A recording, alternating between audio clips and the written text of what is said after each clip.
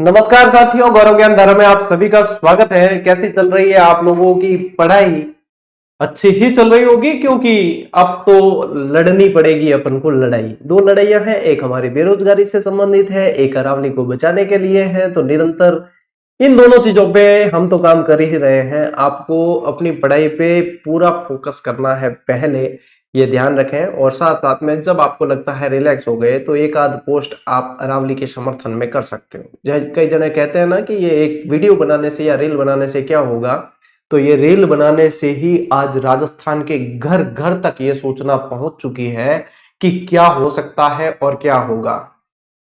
ये ऐसा विरोध 1857 की क्रांति के बाद पहली बार मैं देखने को मिल रहा हूं। 1857 की क्रांति में अंग्रेजों की जमी जमाई सत्ता यहां पे हिल चुकी थी, और अब अरावली को यदि हिलाने की चेष्टा की गई तो अरावली का तो बाल भी बांका नहीं होने वाला है। लेकिन अरावली के अंदर और अरावली के प्रति राजस्थानियों का इतना प्रेम है कि सरकारें हिल सकती है। राजस्थानियों को कभी भी हल्के में ना आका जाए। वीरों की भूमि कहलाती है। एक एक पेड़ के लिए एक एक सिर की बलिदान दिया जा चुका है। इतिहास दोहराने पे विवश न किया जाए। सरकार इस पर सोचे। हमारी कोई गलत मांग नहीं है। हमारी हमारी माता को बचाने की मांग है, हमारी संस्कृति को बचाने की मांग है, हमारी ये जो विरासत है इसको बचाने की मांग है, हमारी ये जीवन रक्षक है इसको बचाने की मांग है। 1857 की क्रांति एक बार फिर भी विफल हो गई थी, क्योंकि उस समय सूचना का प्रचार प्रसार का साधन इतना नहीं था। आज सोशल मीडिया वो क्रांति है, वो आंधी है जो अच्छे अच्छों को बना सकती है और अच्छे अच्छों को उड़ा सकती है। इस पर ध्यान देना चाहिए। आज की इस क्लास को अपन शुरू करते हैं। एकलव्य बैच की 86 नंबर की ये क्लास है साथियों, और इसको अपन शुरू करते हैं। और इसके अंदर अपन क्या पढ़ने वाले हैं? इसके अंदर पढ़ने वाले हैं अपन अनुसंधान केंद्र। क्या पढ़ेंगे? अनुसंधान केंद्र पढ़ेंगे। और इसी के साथ आपके एक और चैप्टर पूरा हो जाएगा। ठीक है, जो अपना वॉल्यूम 2 आया था आप लोगों को पता है ना, तो ये वॉल्यूम 2 है। और इसको ये बता रहा है इसलिए अभी आपको जैसे लेने की जरूरत नहीं है। यदि आपके पास में कोई कंटेंट है उसको पढ़ते रहे। अंतिम एक महीने में कोई भी कंटेंट में बदलाव नहीं करना चाहिए, क्योंकि मैं इसलिए इसमें बता रहा हूं कि इसमें जो इंडेक्स दे रखी है, अभी देखो मैं आपके सामने इसके अंदर अपन ने देखो सबसे पहला मैंने टॉपिक दिया था राजस्थान के प्रतीक चिन्ह, ये कंप्लीट करवा चुका हूं। दूसरा है राजस्थान की फ्लैगशिप योजनाएं, ये कंप्लीट हो चुकी है। आज तीसरा है अनुसंधान केंद्र, ये हो जाएगा। इसके बाद में प्रमुख धार्मिक स्थल, ये 2 क्लास में, सोमवार और मंगलवार को 2 क्लास में ये पढ़ लेंगे। फिर आएंगे अपने प्रमुख खिलाड़ी, वो एक ही क्लास में अपन पढ़ लेंगे प्रमुख खिलाड़ी, यानी कि ये बुधवार को हो जाएगा। फिर आगे आपके प्रसिद्ध नगर और स्थल, सुनिए ध्यान से, प्रसिद्ध नगर और स्थल को अलग से पढ़ने की जरूरत नहीं है। आप लोगों ने दुर्ग पढ़े हैं, आप लोगों ने मंदिर पढ़ लेंगे अभी। ठीक है, आप लोगों ने हवेलियां पढ़ी है, आप लोगों ने छतरियां पढ़ी है, आप लोगों ने महल पढ़े हैं। ये सारी चीजें जो पढ़ी है उसके अंदर ये प्रसिद्ध नगर और स्थल टॉपिक इंक्लूड है। मैंने इस टॉपिक के अंदर भी एक नोट डाला था कि ये टॉपिक अपन ने ऑलरेडी बाकी चैप्टर के अंदर पढ़ चुके हैं। इसी को अलग से वापस क्या, हाँ प्रसिद्ध नगर और स्थल अलग से पढ़े राजस्थान के, बताइए अलग से क्या, तो इसकी चिंता करने की जरूरत नहीं है। फिर उद्योग है, 2 दिन के अंदर आप लोगों के मैं उद्योग करवा दूंगा। ठीक है, अब सुनिए, राजस्थान की राजनीतिक और प्रशासनिक व्यवस्था आप लोगों के ग्रेड 3 के अनुसार, और आपको जितनी याद रह सकती है और जितनी याद रख के आप नंबर ला सकते हो, 3.5 घंटे की एक मैराथन क्लास में ऑलरेडी आप लोगों को प्रोवाइड करवा चुका हूं। अलग अलग टॉपिक पढ़ाए थे, उनको मर्ज करके एक साथ में।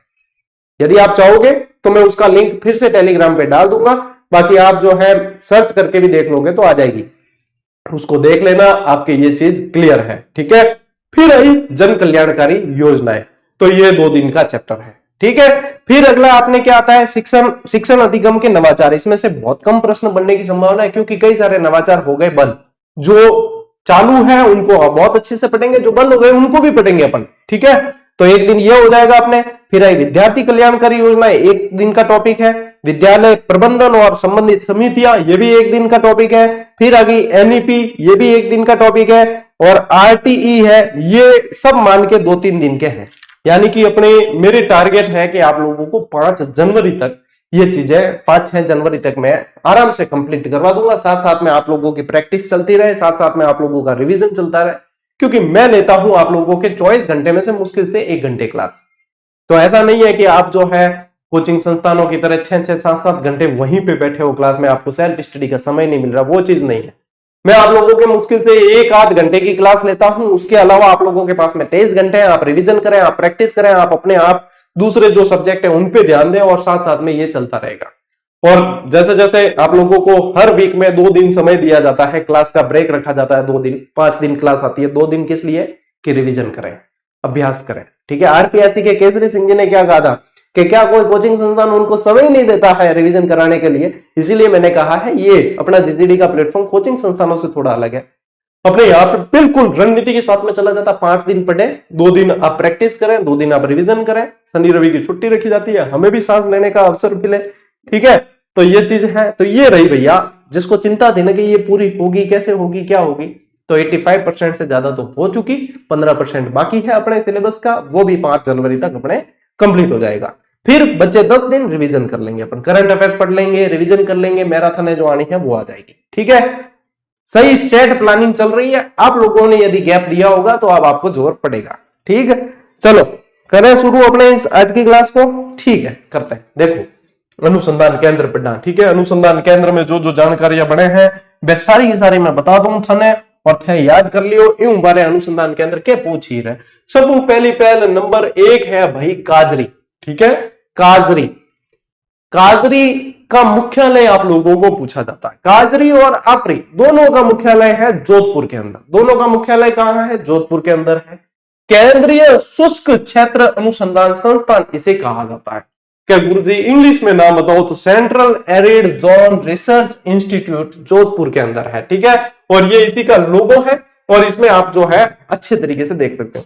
अब क्या होता है, कई बच्चों को इसकी स्थापना के सन से संबंधित कंफ्यूजन रहता है, तो मैंने आप लोगों के कंफ्यूजन को दूर करने के लिए इसी का लोगो ही ले लिया।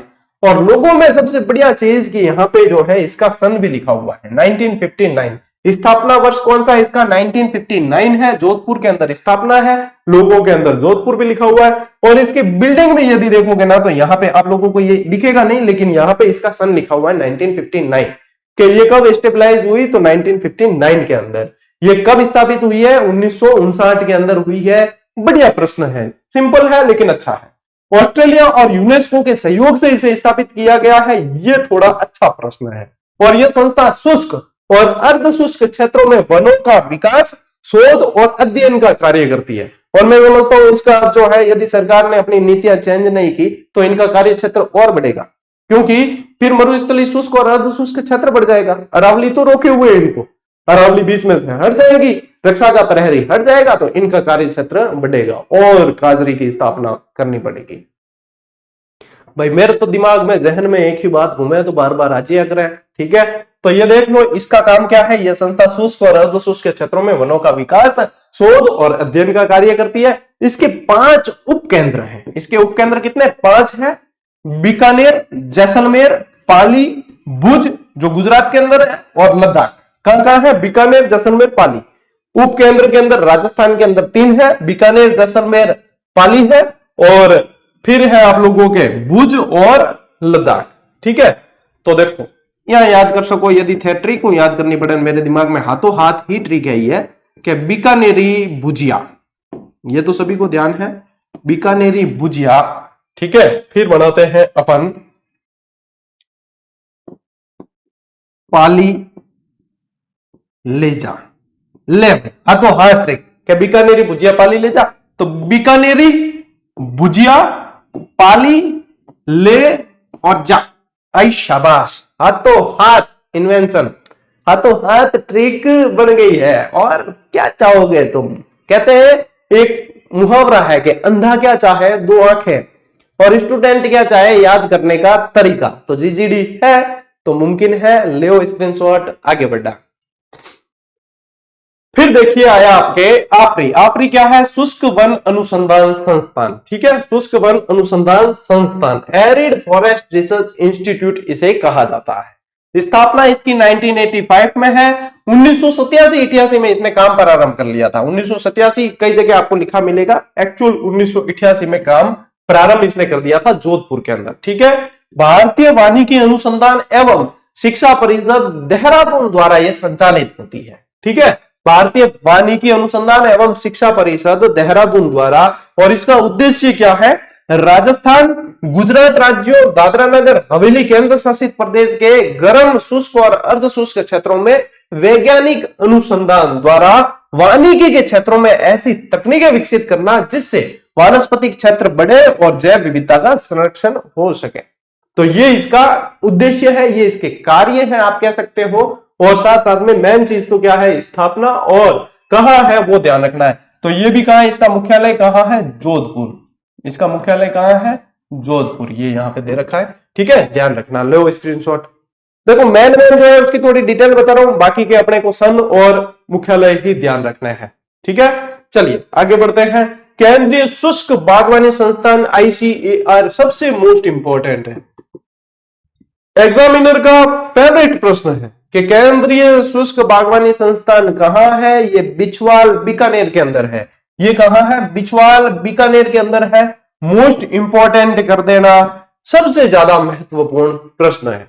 स्थापना इसकी 1993 में हुई है। राष्ट्रीय शुष्क बागवानी अनुसंधान केंद्र के द्वारा स्थापना की है और 27 सितंबर 2000 के अंदर इसे संस्थान का दर्जा दिया गया और इसका नाम केंद्रीय शुष्क बागवानी संस्थान बीकानेर रखा गया। यानी कि कहते हैं कि इसका नाम ये कब आया है, तो 27 सितंबर 2000 के अंदर, सन 2000 में इसका नाम जो है ये रखा गया है। टावरों ध्यान रखियो, बढ़िया प्रश्न है और मोस्ट इंपॉर्टेंट। उद्देश्य क्या है, क्यों स्थापना की, तो शुष्क बागवानी फसलों के राष्ट्रीय जीन बैंक के रूप में कार्य करना, बागवानी फसलों का उत्पादन और उपयोग बढ़ाने के लिए तकनीकी विकास करना इसका उद्देश्य रहा है। तो ये केंद्रीय शुष्क बागवानी संस्थान जो है ना, बाकी सारे अनुसंधान केंद्र में सबसे मोस्ट इंपॉर्टेंट है।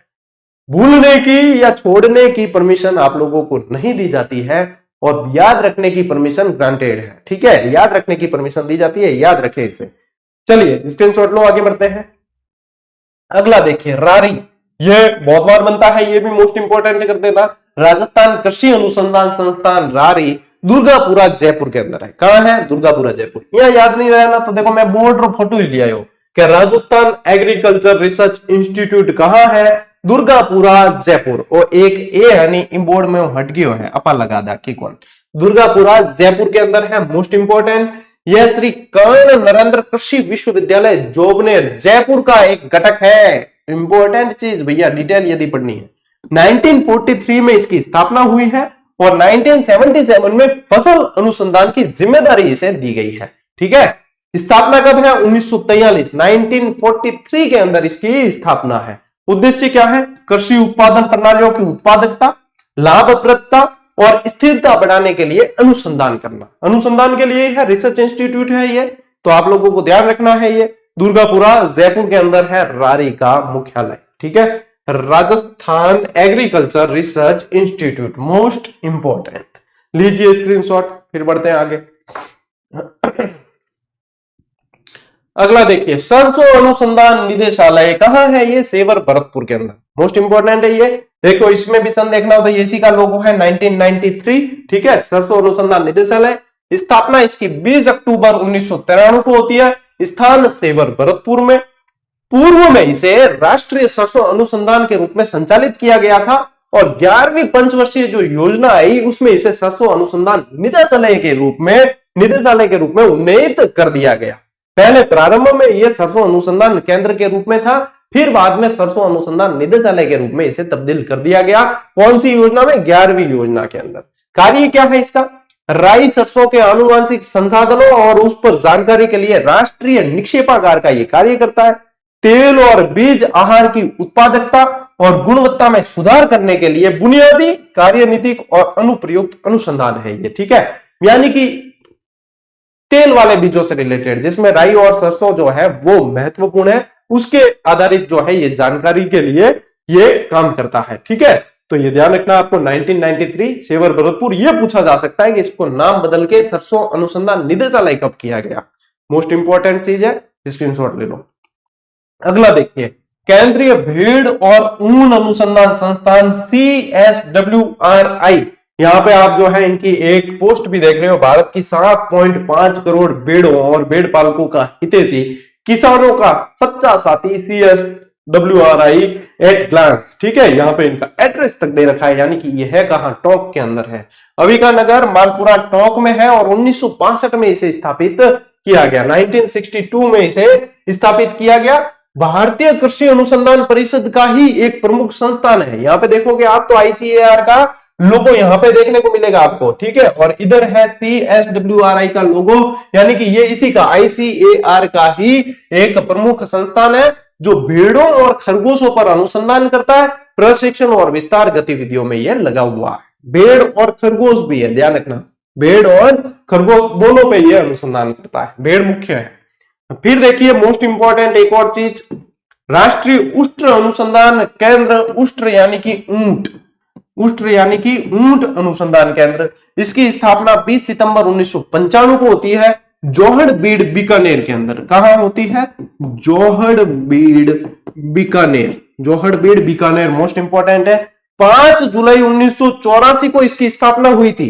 एक ऊंट निदेशालय के रूप में इसकी स्थापना हुई थी और यह भारतीय कृषि अनुसंधान परिषद का ही एक प्रमुख अनुसंधान केंद्र है। यह भी भारतीय कृषि अनुसंधान केंद्र का, यहां पे देखो इसके भी गेट पर यहां भारतीय कृषि अनुसंधान केंद्र यानी ICAR का लोगो देखने को मिल रहा है, ठीक है।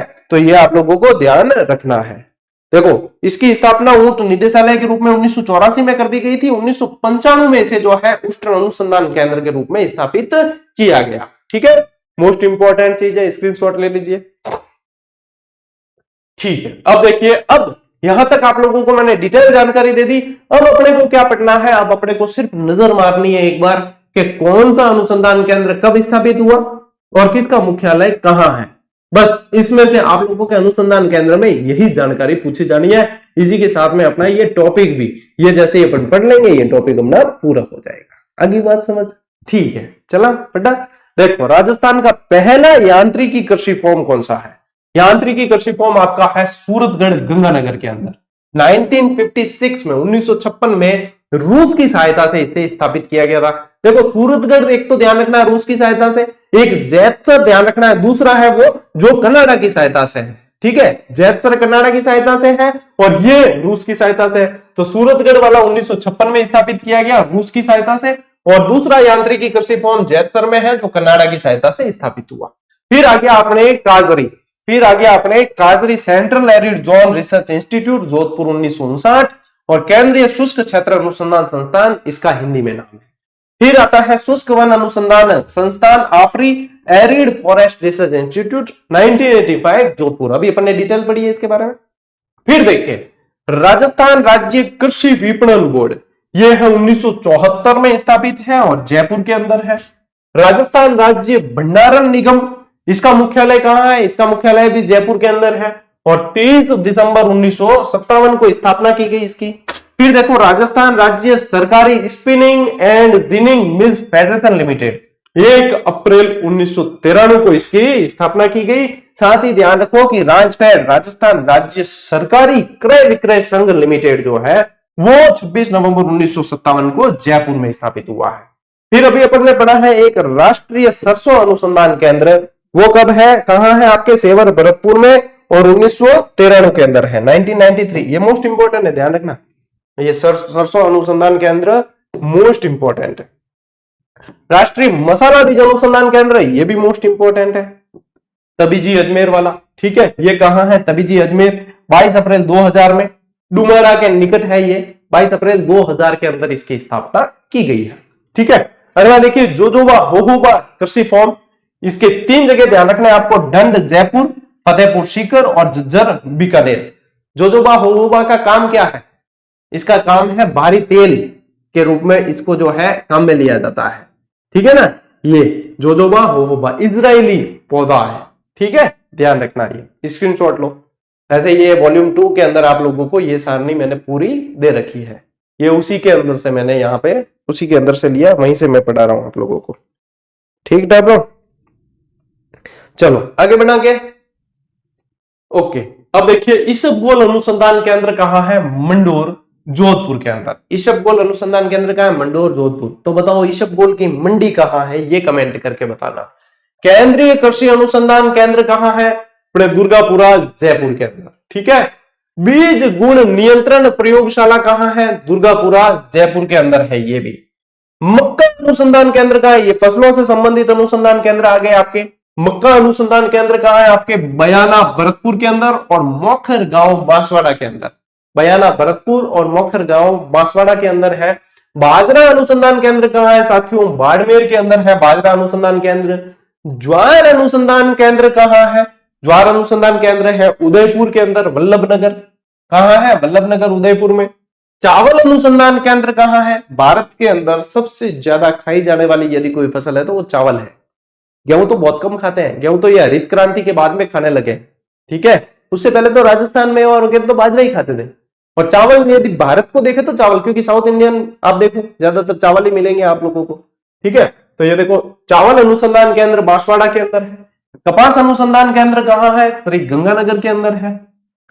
खजूर अनुसंधान केंद्र कहाँ है? बीकानेर के अंदर है। सोयाबीन अनुसंधान केंद्र कहाँ है? बोरखेड़ा बांसवाड़ा के अंदर है। केंद्रीय शुष्क बागवानी संस्थान अबारी पड़ी डिटेल बगटे है, बीकानेर के अंदर है, 1993 में स्थापित है। राजस्थान राज्य बीज निगम लिमिटेड ये कहां है? ये है जयपुर में, 1978 में स्थापित है, ठीक है। ले स्क्रीनशॉट।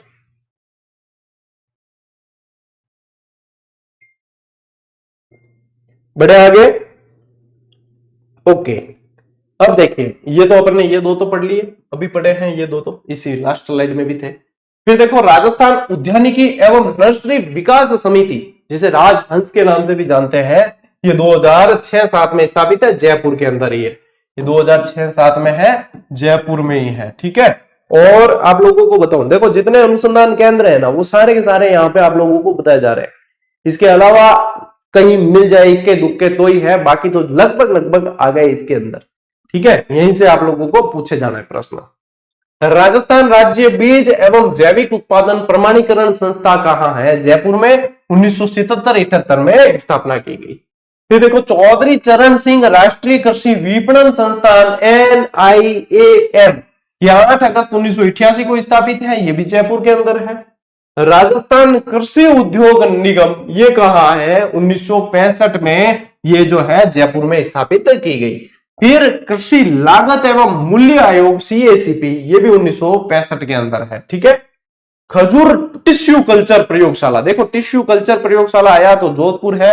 अभी यहाँ पे अपन ने खजूर अनुसंधान केंद्र पढ़ा था, वो बीकानेर के अंदर था, ठीक है। जैतून रिफाइनरी कहाँ है? ये बीकानेर के अंदर है। लूणकरण सर, ठीक है, लूणकरण सर बीकानेर के अंदर है, 2014 में इसकी स्थापना की गई है। राजस्थान कृषि अनुसंधान संस्थान रारी दुर्गापुरा जयपुर के अंदर, 1943, बहुत अच्छा प्रश्न बनता है इससे। केंद्रीय शुष्क बागवानी संस्थान बिछवाल बीकानेर, 1993। कृषि व्यवसाय प्रबंधन संस्थान 2000 के अंदर जयपुर में।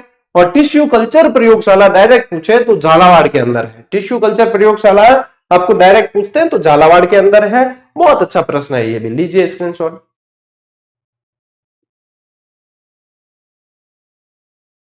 बढ़े आगे। देखो अब पशुधन से संबंधित अनुसंधान केंद्र और संस्थाएं वापस आपको साथ में बता देता हूं कि पशुधन से रिलेटेड, लाइव स्टॉक से रिलेटेड पूछे तो आप लोगों को ये ध्यान रखना है। केंद्रीय भेड़ एवं ऊन अनुसंधान संस्थान अभिकानगर मालपुरा टोंक, अभी अपन ने पढ़ा था वही, CSWRI, ठीक है, 1962। केंद्रीय ऊन विकास बोर्ड व भेड़ अनुसंधान भेड़ शिक्षण संस्थान ये जोधपुर के अंदर है, 1973 में स्थापित है। ऊन विश्लेषण प्रयोगशाला कहां है? बीकानेर के अंदर है। ऊन विश्लेषण विधायन प्रयोगशाला कहां है? बीकानेर के अंदर। केंद्रीय बकरी अनुसंधान संस्थान कहां है? यह भी बीकानेर टोंक के अंदर ही है। और बकरी विकास और चारा विकास उत्पादन केंद्र तो रामसर अजमेर के अंदर है। अच्छा, वो रामसर साइट वाला रामसर नहीं है, ठीक है, वो तो अपने ईरान से संबंधित रहता है। ये रामसर अजमेर के अंदर है। और उसमें भी आप लोगों को अभी जो 5वां रामसर स्थल सिलीसेड झील वाला बनाया ना, वो मोस्ट इंपॉर्टेंट है। उसका 1 मिनट शो आप लोगों को दे दिया, उसका GGD फैक्ट भी दे दिया। उससे प्रश्न आप लोगों को पक्का देखने को मिलेगा कि राजस्थान में 5वीं रामसर साइट सूची में शामिल स्थल कौन सा है? सिलीसेड झील अलवर।